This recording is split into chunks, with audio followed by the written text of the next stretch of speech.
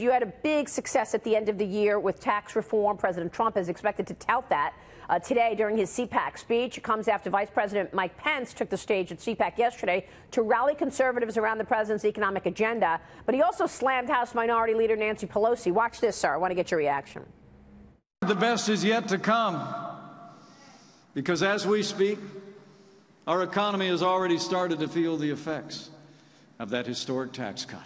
Any leader who says that $1,000 in the pockets of working families is crumbs is out of touch with the American people. Well, Congressman, it really is extraordinary. I mean, Nancy Pelosi now, with a history of taking strong stances, not only against GOP policies on economics, but health care, obviously tax reform, immigration. Here's what she's been saying over the last 6 months. Listen. The debate on health care is life-death. This is Armageddon. In terms of the bonus that corporate America received versus the crumbs that they are giving to workers to kind of put the schmooze on is so pathetic.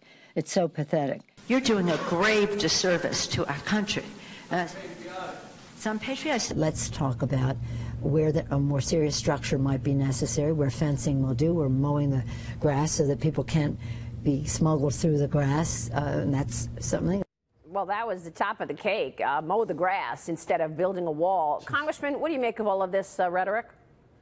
I mean, I want her to continue speaking. I think the more that she talks, the more it shows just how out of touch radical liberals in Washington are with hardworking families. And Mike Pence, the vice president, is spot on as always when he talked about that. And President Trump has been incredibly good at making these points about not only how they're out of touch by saying it's crumbs when hardworking families needed that $1,000 right before Christmas, maybe to buy a new Christmas present for their kids, but how this is helping rebuild our economy, creating more jobs, and ultimately rebuilding the middle class that we've seen evaporate because we were uncompetitive as a nation, and now we are competitive again. In fact, we're going to be the world leader again, and we're going to bring those jobs back to America. Tell me what the strategy is come November for the midterms, Congressman, because people need to understand if you lose the majority in the House, Nancy Pelosi becomes the next speaker.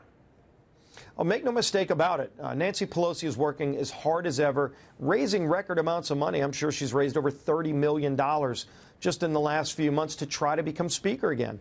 So if you're looking at a swing district and it's a Republican versus a Democrat, sure, you can look at the differences in policy between the two, and maybe they're similar, but the Democrat's going to vote to reelect Nancy, or to put Nancy Pelosi back in as Speaker of the House. And let's remember how that went when she was Speaker. And the Republicans are going to vote to keep Paul Ryan. So there is a huge difference in some of these swing districts, and they're not giving up. They're fighting. We have a strong message. We have a strong economy going because of what we did to cut taxes. We've been controlling regulations so that these crazy regulators for 8 years had been literally running jobs out of the country. And we're focused on fixing even more problems, including in the workforce, getting people back to work, having an infrastructure plan that works where you don't have to wait 10 years to get a basic permit. You can maybe get it in 2 years or less, and it'll cost a lot less money to do these big projects. So going into the November elections, you've got a secure strategy. Then you got the tax reform under your belt, the rolling back of regulations under your belt. That continues, leading into perhaps infrastructure, and then there's the build the wall. So let's talk about that. President Trump threatened to pull ICE agents out of California because California is constantly complaining about his wall and his immigration policies. What do you make of the president's hard line against the sanctuary state? I think that the president is taking the right approach by saying, number one, he's going to secure the American border. Building the wall is part of that. That's what's in our bill, the Goodlatte-McCall bill in the House. It secures the border, builds the wall, uses technology to secure different parts of the border as well, giving our ASA agents the tools they need.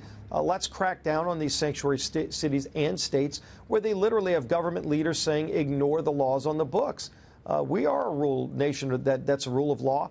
Every nation defends their borders and has laws. Let's make sure we're enforcing our laws and make sure we're strengthening our border, addressing the DACA problem, ending chain migration and the visa lottery program.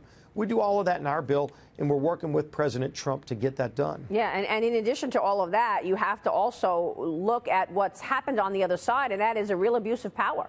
When you look at the top of the FBI, the abuses of to the FISA court, Is that something that you're going to be sort of running on going into the midterms as well? I think holding government accountable when it fails is something critical that we need to do while we're doing all these other things. We're working to rebuild our military. We're working to make sure these federal agencies are working. But in many cases, when we find breakdowns, for too long, they just look the other way. It's time to stop looking the other way and holding people accountable. The FBI is right there. I mean, again, we saw with the shooter, they had his name spelled correctly months before the shooting. Didn't do anything, but they're running around on these Russia witch hunts and all these other things that they seem to have a lot of time to do, and yet they don't have time to protect our kids in schools and do some of the basic things when somebody gives them a tip that's a very credible tip and they let it slip through the cracks. Yeah, it's very upsetting, actually. Congressman, it's good to see you. Thank you so much. Always great to be with you, Maria. We'll see you soon. Congressman Steve Scalise joining us there.